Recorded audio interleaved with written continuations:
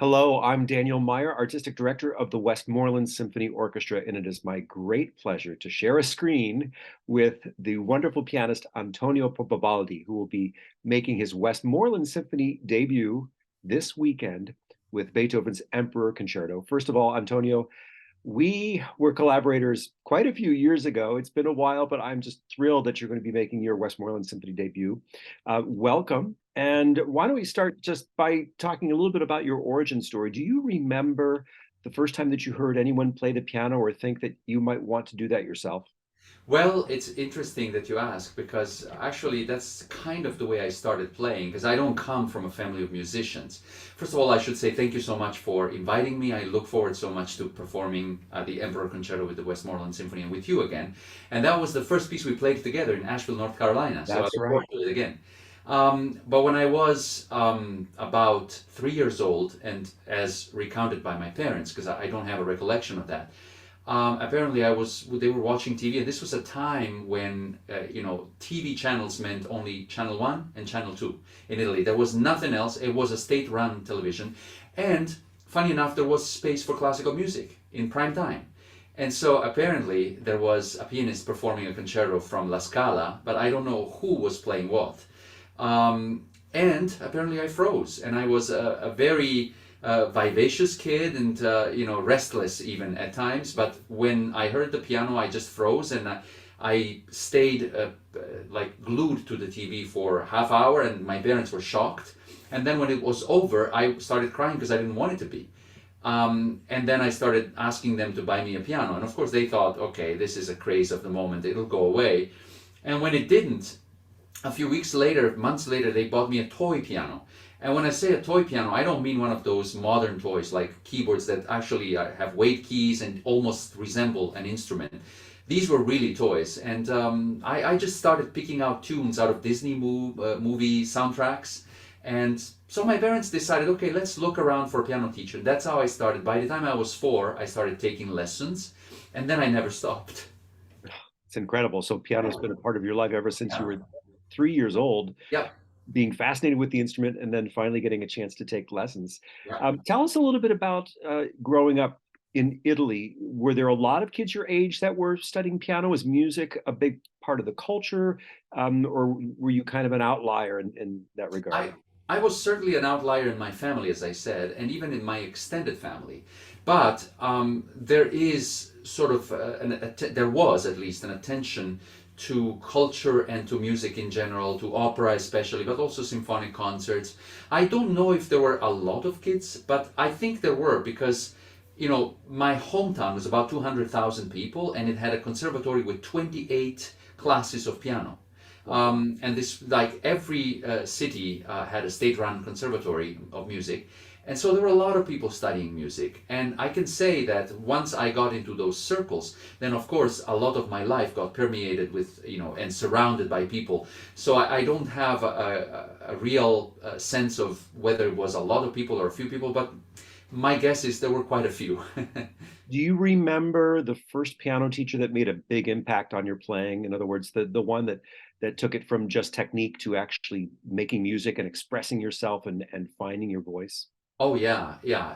This was I was already I got my master's when I was 18 years old, and there was no doctorate in Italy at the time, so I was done with official studying, but I of course knew I wasn't done at all. I wasn't even started learning, and so I sought teachers, and I found by quite a fortunate coincidence. I went to do a competition, and this wonderful pianist Anna Maria Pennella was her name. She was from Naples, and she had been a student of Marguerite Long, and then later a student of Michelangeli.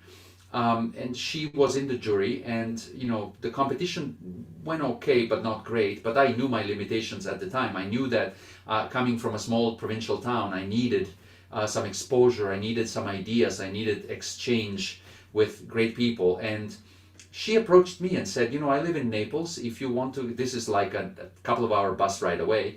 If you want to come and see me, we'll talk. And I went, and from the first few minutes that we started working together, and it was a Beethoven sonata, coincidentally, I fell in love with her way of looking at music, listening to it, and explaining it and living it. and she is by far my most influential figure in music. Yeah. Well, fast forward from that Beethoven sonata to the Emperor Concerto. Yeah. Tell us a little bit about this piece, why it's so special among Beethoven's piano works, and if there's anything about the title that means anything to you in terms of being nicknamed the Emperor Concerto. Of course, I don't think Beethoven actually gave it that nickname, but it stuck somehow. Yeah, it's thought actually that the English publisher Johann Baptist Kramer, who was also a great composer in his own right, gave it this title, but we don't know for sure. And one thing is for sure, it's not tied to any specific emperor, and Beethoven disliked the figure of emperors, so much so, as you well know.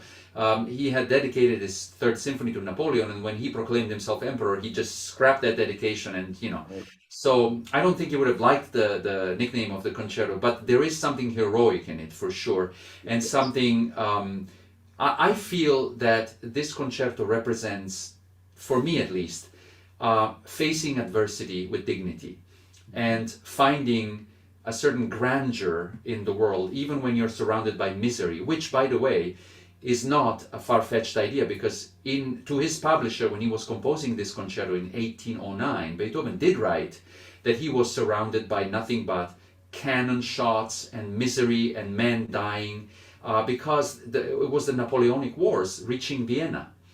And so I think it was a reaction to that rather than an endorsement of these